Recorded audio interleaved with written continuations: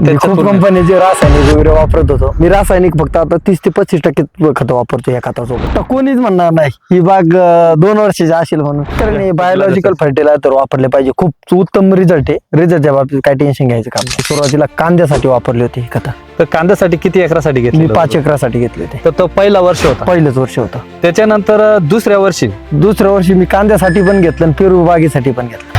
पेरूसाठी खूप चांगला रिझल्ट आला. कांद्यापेक्षा पण मला पेरूसाठी चांगला रिझल्ट आला. हे आता कोणीच म्हणणार नाही ही बाग 2 वर्षाची असेल म्हणून. कोणी पण म्हणणार 3-3.5 वर्षाची बाग असेल, पण ही ऍक्च्युली 2 वर्षाच्या 2 महिने इकडे तिकडे. जर बघितलं तर माणसाचा हात पुरणार नाही एवढा हे झालेले. आणि ही जी फळ जी सेटिंग चालू आहे खूप चांगल्या क्वालिटीची आहे.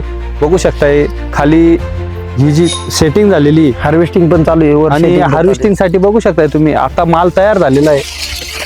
हा बघा, हा माल तयार झालेला आहे आणि खूप जम्बो साईज माल झालेला आहे. तुम्हाला दाखवू शकतो मी. हार्वेस्टिंग झालेली बघा, पहिलं माल काढलेला आहे बराच. तर बघू शकताय ही जी फळाची जी क्वालिटी ही आज तुम्ही बघू शकताय एकदम जबरदस्त साईज झालेली आहे. तर तुम्ही काय सांगू इच्छिते शेतकऱ्यांनी बायोलॉजिकल फर्टिलायझर वापरले पाहिजे. खूप उत्तम रिझल्ट आहे. रिझल्टच्या बाबतीत काही टेन्शन घ्यायचं काम नाही.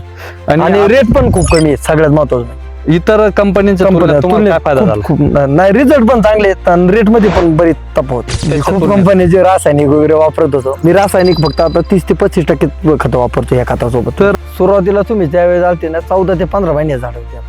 किती टन निघाले? माझा आता 13 ते 14 टन माल गेलेला आहे. अजून 2 ते 2.5 टन माल शिल्लक आहे. म्हणजे 16 टनाच्या आसपास माल माझा निघेल. शेतकऱ्यांनी वापरायला पाहिजे. फळबागेसाठी तर खूप उत्कृष्ट रिझल्ट आहे. जमिनीची सुपीकता टिकवण्यासाठी खूप बेस्ट रिझल्ट आहे. तर जय किसान ग्रीन इंडिया कंपनीचे बायोलॉजिकल फर्टिलायझर वापरल्यानंतर तुम्हाला दुय्यम अन्नद्रव्ये, सूक्ष्म अन्नद्रव्ये, बायोलॉजिकल हे परिपूर्ण मिळणार. कारण की प्रथम अन्नद्रव्य जे NPK असतं रासायनिक, हे तुमचा वापर कमी होणार आहे.